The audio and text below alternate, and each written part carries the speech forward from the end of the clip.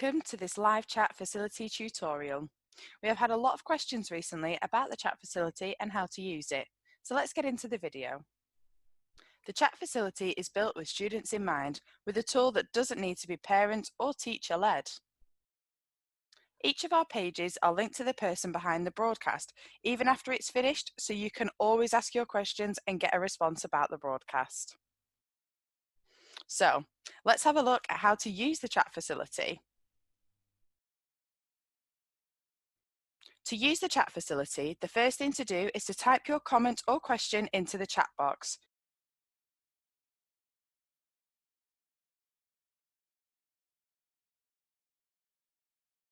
You can now enter your screen name.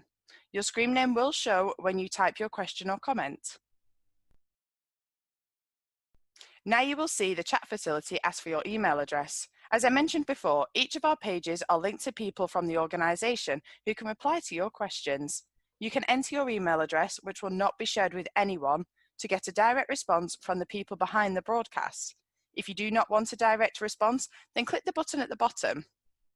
People behind the broadcast can still respond to you if you don't provide your email address. This just means you may have to come back to the page to check the response.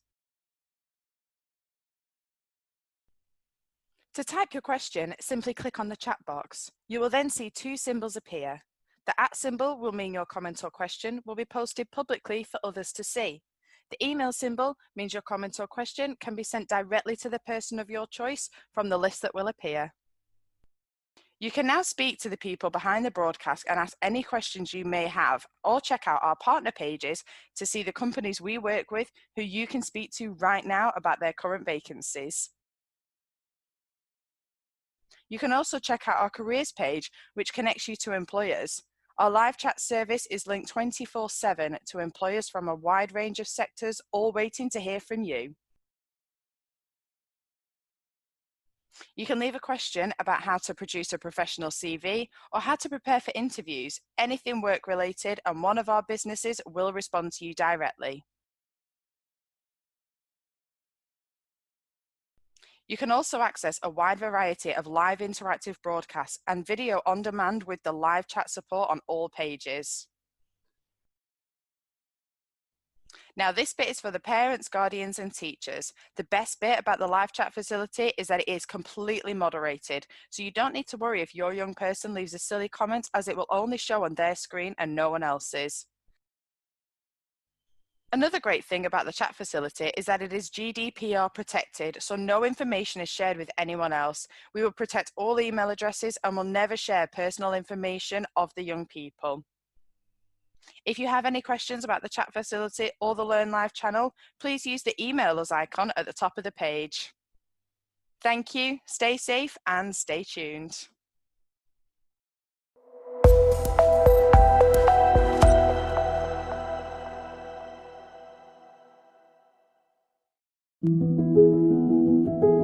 So the Pledge is a sort of organisation that tries to connect young people with businesses. So we work with schools and colleges and different organisations, so different charities and everything as well, to get young people engaged with us and into the workplace. We got involved with the Pledge probably 3 or 4 years ago now. We went along to one of the first meetings and it was actually really exciting. There were a lot of people there from local schools and local businesses. So from our perspective as an employer, it was great to sort of connect with local Macclesfield businesses, really. The Pledge has been able to give me more confidence in myself. I think I've really been able to get on well with my employer because I've seen other employers being engaged through the Pledge. I think it was in year 11, Trevor came in, did an assembly about the Pledge there. And that's when I first kind of properly, I'd heard bits about it, but that's when I first properly got an idea of what it was, and it was like that connection between schools and the workplace and demonstrating you can do more than uni and all that kind of thing. I think it's important just to let us know the opportunities that are out there, because it's really hard to kind of find everything, because UCAS has a website for universities and employers don't really have one website, so Pledge can kind of be that bridging the gap. They've put us in contact with countless local schools and charities and organisations. They approach us constantly to get involved in careers workshops and events that they've set up. They allow for meaningful contact. Employing young people really helps us in terms of the energy that they bring. fresh ideas and being very committed to the organisation, and also they've got that enthusiasm for training and development, which will really help us further down the line. But it's what you need to. If you need young people and new talent, you've got to go out and get it, because the students and the children are struggling to come to you. So you've got to show them that you're approachable and that you can do something that sort of means something to them.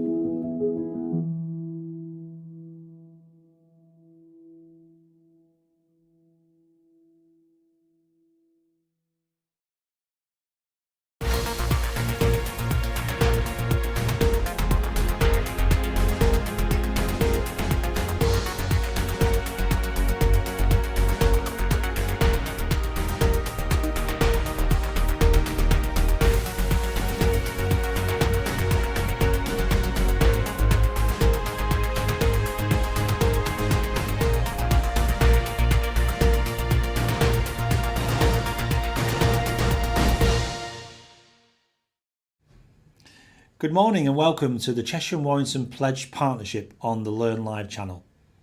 The idea behind the Cheshire and Warrington Pledge is to put employers at the heart of inspiring, informing and communicating with the next generation of employees in the Cheshire and Warrington areas. There are opportunities for a variety of roles such as warehouse operatives, accountants and computer network architects, and that's just to name a few. These will be featured on the Learn Live channel with the sole purpose to help make you stand out to future employers on the field that you want to be in. So far we've heard from companies such as Voltex and Minerva Arts, but today we are meeting Matthew Byram from Siemens. Matthew will be sharing some insights into a programme that has apprenticeships and graduates involved and what that could be for you. If you have any questions, please make sure you ask them in the live chat facility next to the video player. And a member of the team will get back to you and answer the questions that you may have. And don't forget, the live chat will stay open long after the broadcast, so the connection to the employees is still there. So keep asking your questions if you need more information about what you're going to see today about Siemens. Now, over to Matthew. Hi, my name is Matt Byram, and I'm one of the programme managers on the Ventilator Challenge UK. And I just wanted to take a few minutes today to share a little bit of insight into an exciting part of the programme that our apprentices and graduates have been involved with. Before we get into that detail, though, I thought it may be of interest to learn a little bit about how I became involved in this challenge. My career started with Siemens around 15 years ago, and I started out in one of our factories as a summer placement worker, and kind of got the bug for manufacturing and business improvement, and shaped a career from there on in.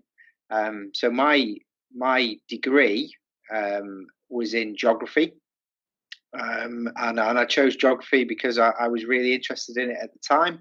And then from that point, once I kind of got into Siemens as an organisation, I joined the graduate programme, and Siemens have put a lot of time and development into me as an individual. I did a master's degree in manufacturing leadership, and over my career of 15 years within Siemens, I've done lots of different things and worked for lots of different parts of the business. So I kind of feel that I've probably got quite a round understanding of the business and the way in which we work now.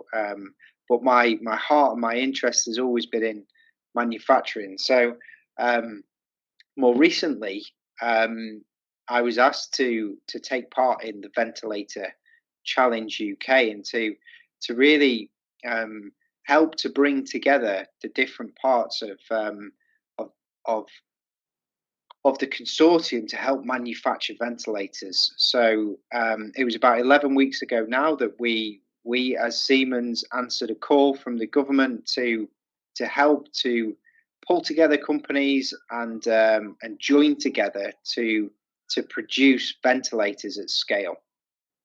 So we're one of many companies that are involved in this program, and amongst us we have Airbus, we've got Ford, we've got STI, and we've got McLaren Racing, and we've all pulled together to help to scale an existing ventilator product, which was manufactured by a company called Penlon. And when I say scale, the original manufacturer makes around about sort of 10 of these ventilators a week. So the challenge that we were presented with is, how do you scale production to take it from 10 a week right the way through to up to 3,000 a week when we reach the ramp up of the project. So with that brings many challenges, as I'm sure you'd expect. So one of the big challenges that we faced is that actually some of the processes and the instructions that are followed by Penlon, who are making in the smaller volumes, not quite the scale up that we're dealing with as part of the consortium, some of those methods and instructions don't quite transfer through to what we'd consider to be scale production, so that we can make this product en masse. So a challenge that we were faced with was around a part of the product which is called a needle, and the needles form part of the flow meter assembly, and essentially these needles are the control valves for increasing or decreasing the amount of air or oxygen that goes through the ventilator and into the patient.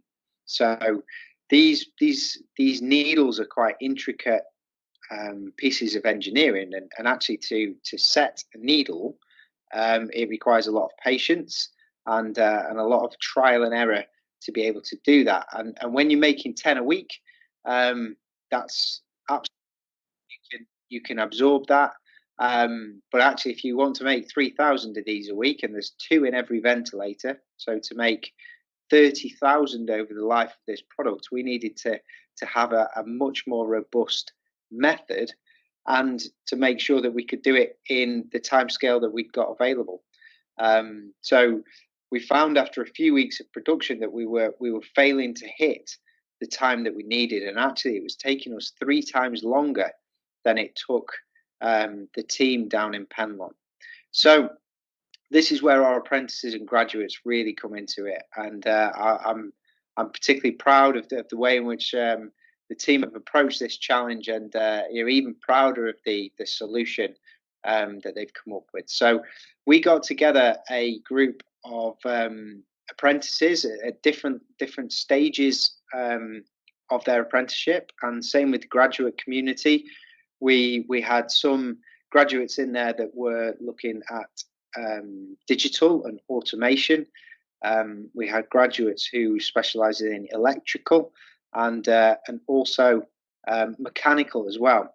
And we pulled together the team to approach the problem statement of how can we change the method around calibrating these needles. And within Siemens, we use these types of activities. We call them hackathons, and a hackathon really is a way of pulling together a team in a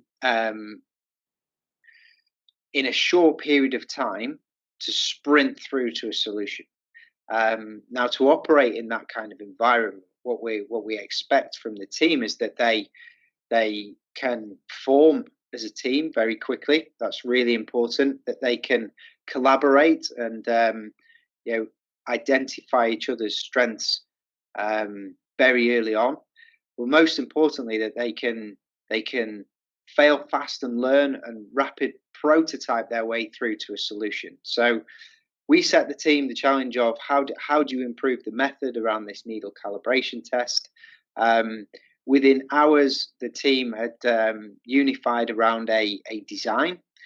They worked together using digital solutions such as the Siemens NX CAD software to really look at what needs to change in the existing method to make it successful. So they designed and developed a method that allows us to calibrate the needles much more easily, and that we could do it in situ rather than keep pulling it in and out of a calibrating device that we'd got available.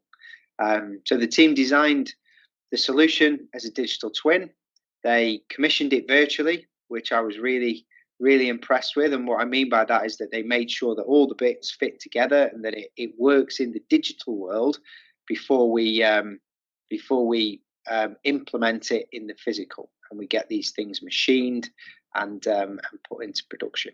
So the team, once they designed it in the digital, we machined it using CNC.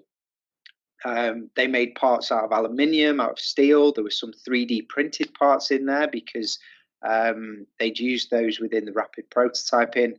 And what they did from that point is they created two solutions in two stages. So the first one was they created a manual solution, so using their mechanical skills. And then secondly, the team looked at how it could be automated. And through both of those solutions, they've had a tremendous impact on the method. We can now calibrate needles within seconds rather than minutes, which is adding a huge amount of value into the project itself, and ensuring that we can hit the big numbers that are associated with the product, and ultimately every ventilator that we produce should go on to save a life. So hugely proud of what the team have achieved, and I think what's impressed me the most is that they learned to fail fast and improve. They quickly formed as a team, and they brought with them a huge amount of energy, which was infectious and went all the way through the project. And then finally, particularly impressed with the way that the team can drive the digital tools and prove concept in the digital world before we get to production. Because once they made it, it was 100% available, ready for testing straight away. So I hope that gives you a little bit of an insight into what a hackathon is, and in particular how some of our talent within the organisation has been brought together to solve a problem at such a time of need.